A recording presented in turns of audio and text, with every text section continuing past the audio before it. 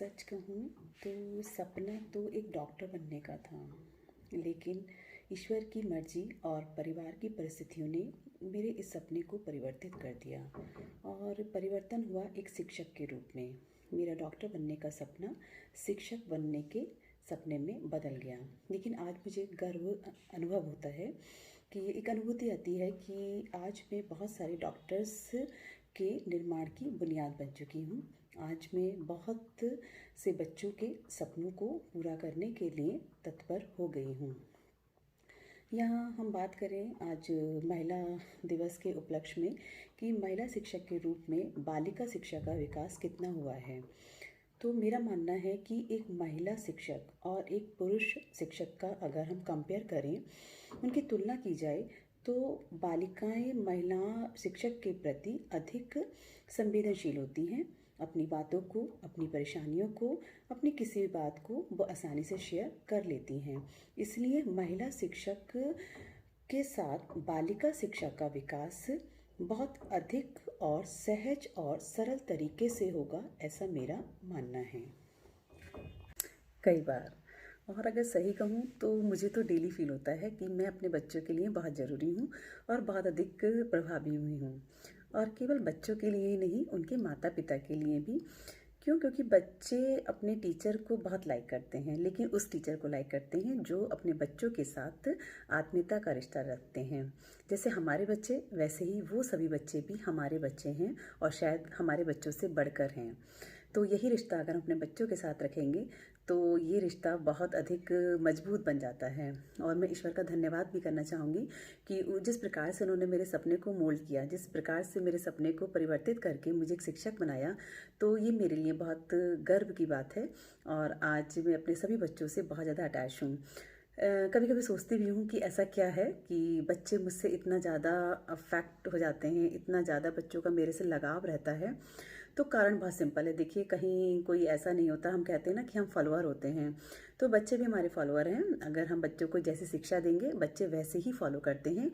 और बच्चे आपसे तभी अटैच होते हैं जब बच्चों को कहीं ना कहीं कुछ आपसे मतलब प्राप्त होता है, कोई गुण है आपके अंदर, या बच्चे आपको देखकर, तो एक शिक्षक के रूप में आपको अपने अंदर उन गुणों का विकास करना चाहिए जिससे बच्चे आपके प्रति हमेशा अटैच रहें और बच्चों का और आपका एक जो मजबूत रिश्ता है वो रिश्ता हमेशा बना रहे। आज हम देखें तो सरकारी स्कूलों की जो पिक्चर है वो बदल रही है। और ये बदलाव कहाँ से आया है? ये बदलाव आया सरकार की नीति से। कैसे? कि आप देख रहे हैं कि अब सरकारी स्कूलों पर विशेष ध्यान दिया जा रहा है, बालिकाओं की शिक्षा पर विशेष ध्यान दिया जा रहा है। चाहे बालिकाओं की शिक्षा हो, आत्मरक्षा का प्रशिक्षण हो, उनके करियर की बात हो, या किसी भी क्षेत्र की बात हो, तो उन पर विशेष फोकस दिया जा रहा है और जिसके लिए विशेष रणनीतियाँ बनाकर उनका क्रियान्वयन भी किया जा रहा है। तो वो वाला जो समय था कि सरकारी स्कूल में, तो वो शायद चेंज हो गया है। और आज हम टेक्नोलॉजी की बात करते हैं, आज हम डिजिटलीकरण की बात करते हैं, और उसी युग में हम जी भी रहे हैं और अपने बच्चों को भी हम उसके लिए तैयार कर रहे हैं। और आपने देखा है कि जब बच्चे सफल होते हैं तो वो जो खुशी है ना, वो माता पिता के साथ साथ गुरुजनों के फेस पर भी दिखाई देती है। मुझे याद है कि जब फर्स्ट टाइम मेरा जो स्टूडेंट था और वो जब सिलेक्ट हुआ नेशनल, मतलब विज्ञान के क्षेत्र में, अगर आपका कोई ग्रामीण क्षेत्र का बच्चा राष्ट्रीय स्तर तक जाता है तो आपकी खुशी तो बहुत ज़्यादा बढ़ जाती है। तो वो फील करके देखिए कि आप एक शिक्षक हैं और शिक्षक के रूप में आपके बच्चे जब आगे बढ़ते हैं तो बहुत खुशी होती है। और यहाँ पर ये भी होता है कि बालिकाएं आपके साथ कितना सेफ फील करती हैं। जैसे मेरे साथ क्या है कि अगर मुझे बच्चों को बाहर लेकर जाना होता है तो उनके पेरेंट्स को फेथ है कि हाँ, अगर बबीता मैडम जा रही हैं तो हम बच्चों के साथ, उन्हें कोई टेंशन नहीं रहती है कि बालिकाओं को भेजने में। तो यहाँ पर बस हमें वही बॉन्डिंग बनानी है। एक बार हमारी अगर बच्चों के साथ बॉन्डिंग बन जाती है ना, तो आप देखिए वो कमाल की होती है। और वो कमाल उनके पर्सनालिटी में दिखाई देता है, उनकी शिक्षा में दिखाई देता है, उनके करियर में दिखाई देता है। ये बॉन्डिंग हर जगह बहुत ज़्यादा प्रभावशाली सिद्ध होती है। मेरे साथ ये एक बहुत सुखद अनुभव रहा है कि जिस भी विद्यालय में मैं रही वहाँ पर मैंने बालिका शिक्षा पर विशेष ध्यान दिया और उसका सकारात्मक परिणाम भी मुझे प्राप्त हुआ कि बालिकाओं की संख्या में उनके नामांकन में बहुत अधिक वृद्धि भी हुई। और बालिकाओं को सशक्त बनाने के लिए हमें उन्हें किसी न किसी कौशल से जोड़ने की भी आवश्यकता है। आज शिक्षा हमारे लिए अनिवार्य है, लेकिन शिक्षा के साथ साथ हमें बालिकाओं को सशक्त बनाने के लिए उनमें कौशल का विकास करना भी उतना ही अनिवार्य हो गया है। तो यहाँ पर कौशल विकास मिशन कार्यक्रम चल रहा है, प्रवीण योजना चल रही है। तो यहाँ पर बहुत सारी चीज़ें अब आ चुकी हैं, बस आवश्यकता है कि उन जो भी नीति चल रही है, जो भी कार्य चल रहे हैं, जो भी योजनाएं बनी हैं, उनको बालिकाओं तक हम किस प्रकार से पहुंचाते हैं और किस प्रकार से उनको इनपुट देते हैं। और इनपुट जब हम उनको एक इफ़ेक्टिव मैनर में देंगे तो हमें कहीं ना कहीं जो आउटपुट मिलेगा वो भी इफ़ेक्टिव मैनर में ही मिलेगा। सरकारी स्कूलों में बालिकाओं की शिक्षा बहुत आसान नहीं है। ये हम सभी जानते हैं कि ग्रामीण क्षेत्रों में भी अभी जो पढ़ाई का माहौल है वो बहुत अधिक विकसित नहीं है। परिवर्तन हो रहे हैं और बालिकाओं की शिक्षा का विकास भी हो रहा है, लेकिन यहाँ पर हमारा जो उत्तरदायित्व है एक महिला शिक्षक के रूप में वो अधिक बढ़ जाता है। क्योंकि हमने देखा है कहीं कहीं बालिकाओं की शिक्षा को लेकर माता पिता बहुत अधिक जागरूक नहीं होते। उनका ये विचार होता है कि बालिकाएं बहुत ज़्यादा पढ़कर क्या करेंगी, फाइनली क्या है कि उनकी शादी ही होनी है, तो उनको ज़्यादा पढ़ाना लिखाना उनका उद्देश्य नहीं होता है। लेकिन अब बदलते हुए परिवेश के अकॉर्डिंग हमें उनकी सोच को बदलना है। तो एक महिला शिक्षक के रूप में आपका उत्तरदायित्व अधिक बढ़ जाता है और हमें प्रयास भी करना चाहिए कि उन बालिकाओं को जो किसी कारण से शिक्षा को प्राप्त नहीं कर पा रही हैं, उन्हें हमें शिक्षा की मुख्य धारा से जोड़ने के लिए भरसक प्रयास करना चाहिए। किसी भी कार्य को अगर हम करने की सोच लेते हैं तो हमें उसके हमेशा सकारात्मक परिणाम भी देखने को मिलते हैं। तो सरकारी स्कूलों में बालिका शिक्षा पर हमें विशेष ध्यान देने की आवश्यकता है, जिससे हम उन बालिकाओं को भी शिक्षा की मुख्य धारा से जोड़ते हुए उनके सपनों को पूरा करने में उनका पूरा सहयोग कर सकें। केवल एक ही संदेश देना चाहूँगी कि आपको हमेशा अपनी समस्या पर नहीं उसके समाधान पर फोकस करना है। कभी कभी क्या होता है कि समस्या बहुत छोटी होती है लेकिन हम उस पर बहुत ज़्यादा उलझते चले जाते हैं। तो हमेशा हमें समाधान पर ध्यान देना चाहिए। हमें कभी भी यह नहीं कि हमारे पास ये नहीं है तो हम ये नहीं कर सकते, ऐसा नहीं है। आपके पास जो नहीं है आप वही कर सकते हैं, ऐसा हमें बनना चाहिए। तो आज महिला दिवस के अवसर पर सभी प्यारी बेटियों को, सभी बालिकाओं को मेरी तरफ से हार्दिक शुभकामनाएं। आप सभी सशक्त बने, मजबूत बने, दृढ़ निश्चयी बने और अपने माता पिता के, अपने गुरुजनों के, अपने समाज के, अपने राष्ट्र के सपनों को पूरा करें और जीवन में हमेशा आगे बढ़ते रहें। धन्यवाद। महिला दिवस के उपलक्ष्य में मैं सभी युवा बालिकाओं को यह संदेश देना चाहूँगी कि जीवन में कितना भी अंधेरा हो, कितनी भी प्रतिकूल परिस्थितियाँ हों, बस आपको सशक्त बने रहना है। आपको हमेशा अपना आत्मविश्लेषण करना है, क्या सही है और क्या गलत है, इसकी पहचान आपको करना अवश्य आना चाहिए। अगर आप अपनी ज़िंदगी में सही और गलत की पहचान करना सीख जाएंगे तो आपके सपने, आपकी ज़िंदगी कहीं ना कहीं बहुत आसान हो जाएगी। हमें करना क्या है कि हमें सशक्त, सक्षम और संवेदनशील सपनों के साथ अपने पंखों को खोलना है और एक ऊंची उड़ान भरनी है। इन्हीं शुभकामनाओं के साथ मैं सभी बेटियों को यह संदेश एक बार पुनः देना चाहूँगी, सशक्त बनिए, सक्षम बनिए, संवेदनशील बनिए और नए नए ऊंचे सपने बुनिए। अगर हम भारतीय शिक्षा की बात करें तो प्राचीन काल से ही महिलाएं किसी न किसी प्रकार से संघर्ष करते हुए शिक्षा के क्षेत्र में योगदान कर रही हैं।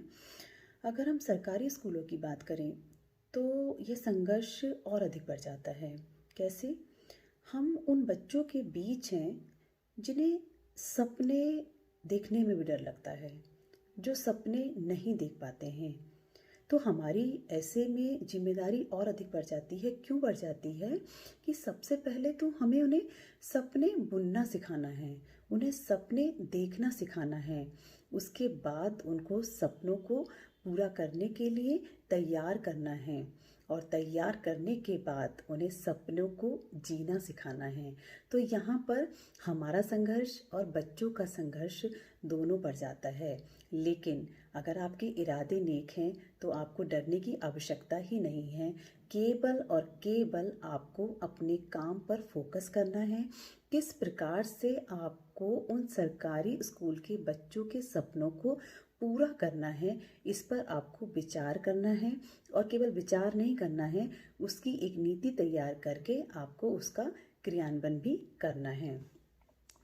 और बेटियों से लगाव तो ऑटोमेटिकली होता है। आप देखिए बच्चों से, क्योंकि बच्चे बिल्कुल इनोसेंट होते हैं, वो एक कच्चे घड़े की तरह होते हैं। और सरकारी स्कूलों में तो जो प्यार बच्चों से, जो अपनापन बच्चों से मिलता है, शायद आप उसकी परिकल्पना भी नहीं कर सकते। और शायद आप उन्हें शब्दों में भी व्यक्त नहीं कर सकते कि वो बच्चे आपसे कितना लगाव रखते हैं। आप उन बच्चों की उम्मीद होते हैं। आप उन बच्चों के सपनों को पूरा करने के लिए एक मजबूत पिलर होते हैं। देखिए हमारे, अगर हम बात करें कि यहाँ पर हम शहरी स्कूल और सरकारी स्कूल की बात करते हैं, तो शहरों में क्या होता है कि आप सक्षम को सक्षम ही बनाते हैं। वो सक्षम है, उनका पारिवारिक परिवेश है, उनको सपोर्ट है, उनको गाइडेंस है। लेकिन जब हम सरकारी स्कूलों की बात करते हैं तो मोस्ट ऑफ द जो सरकारी स्कूल हैं वो सब ग्रामीण परिवेश में हैं। तो वहाँ पर हमारे पास जो बच्चे हैं वो सक्षम नहीं हैं, वो असक्षम हैं। लेकिन हम उन असक्षम को सक्षम हमें बनाना हमारी सबसे बड़ी जिम्मेदारी है। और ये काम कोई बहुत मुश्किल नहीं है। बस थोड़ा सा आपका प्रयास, थोड़ी सी आपकी कहनी चाहिए सहभागिता, आपका डिवोशन, आपका प्यार, आपका लगाव उन बच्चों के लिए वरदान साबित हो सकता है। बहुत अच्छी बात आपने पूछी है। हमने देखा है कि जब कोई कार्य करने में विभिन्न प्रकार की बाधाएं आती हैं तो हमारा उस कार्य में फोकस अधिक बढ़ जाता है और हम अधिक प्रभावी ढंग से उस कार्य को करने लगते हैं, क्योंकि वहाँ पर हमारा जो एनालिसिस का दायरा होता है वो बढ़ जाता है। हम जानते हैं कि एक के बाद एक बाधाएं आ रही हैं, तो हमें किस प्रकार से कार्य करना है वो हम उसको एनालिसिस कर लेते हैं। यहाँ पर मैं आप सभी के साथ अपने जीवन की भी एक घटना शेयर करना चाहूँगी, बिकॉज़ उन घटनाओं से मुझे कहीं ना कहीं एक दिशा मिली है अपनी बालिकाओं को सशक्त बनाने की। क्योंकि मेरे फादर की, जब मैं 10th क्लास में थी और उस रिज़ल्ट भी नहीं आया था, तब मेरे फादर एक्सपायर हो गए थे और मेरी मदर ने ही हम सभी भाई बहनों का पालन पोषण किया। तो वहाँ पर आप समझ सकते हैं कि जब पिता का साया नहीं होता है तो घर का जो परिवेश है, जो माहौल है, वो कहीं ना कहीं डिस्टर्ब हो जाता है। लेकिन उस समय आपको किस प्रकार से मजबूत आप होते हैं, ये आपकी परिस्थितियों पर, आपके परिवार पर और आपके गुरुजनों पर भी निर्भर करता है।